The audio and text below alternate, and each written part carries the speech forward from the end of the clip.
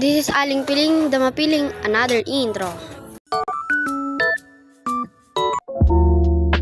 Hi guys, so for today's video vlog, ako nga pang maglilinis ng bahay at mag-aalaga sa aking kapatid dahil umalis ang aking mama. Pati nga sa pag-ayos ko sa kortina, nahihirapan ako.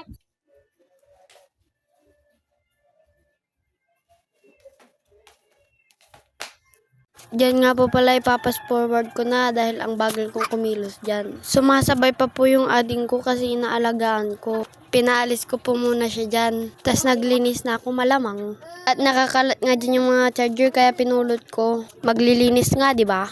Pagkatapos ko ilagay dyan yung charger, nilinis ko na rin yung laman ng taas ng drawer namin. Medyo nabubulol nga ako dyan. Diyan nga nagwawalis na ako. Shout out nga kay Ate Arian dyan. Sa kanya nga ako nahawa mag-vlog. At dyan nga tinatawag ako ni tita ko.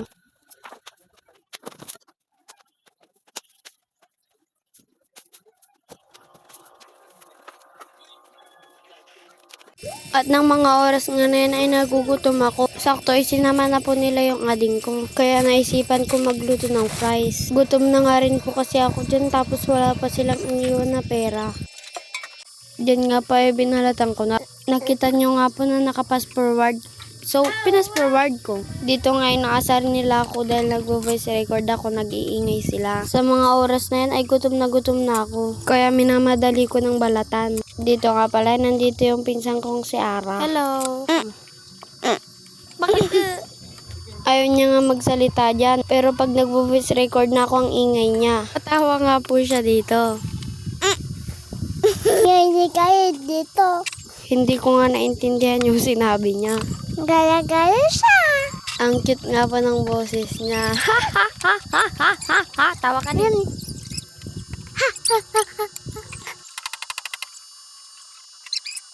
Hello.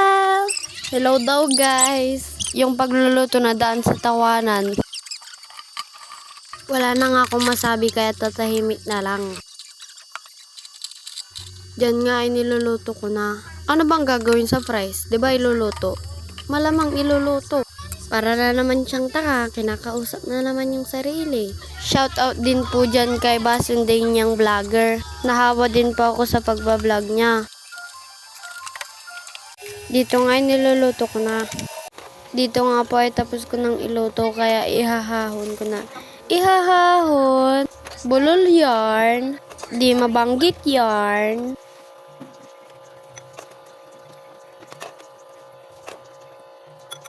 At sakto nga dito ay may nakita akong budget ketchup. Dito nga ilalagay ko. Alangan naman, alangan hindi ilagay. Diyan nga ay nasobrahan ko yung paglagay ng ketchup. Kaya basang-basa yung tinalabasan niya. Parang tuloy dinurog na potato. Potato!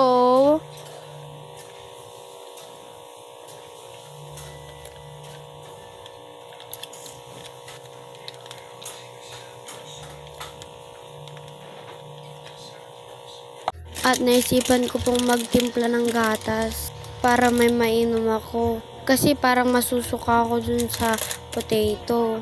Potato! Diyan nga pala inilagay ko na yung gatas. Alangan hindi ilagay.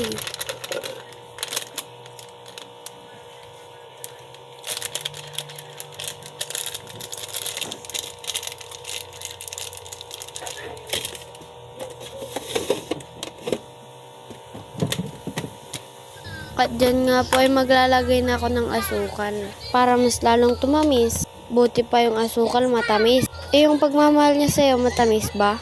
Humuhugot pa si girl oh. Diyan nga ilalagyan ko na ng tubig. Paano mo maiinom pag walang tubig? Paka-earn.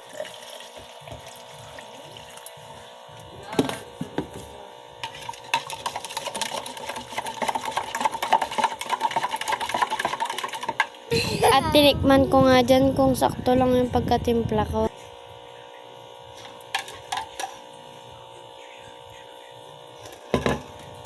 Sa kabilang bahay nga po ako kumain. Kasi po walang wifi sa bahay namin.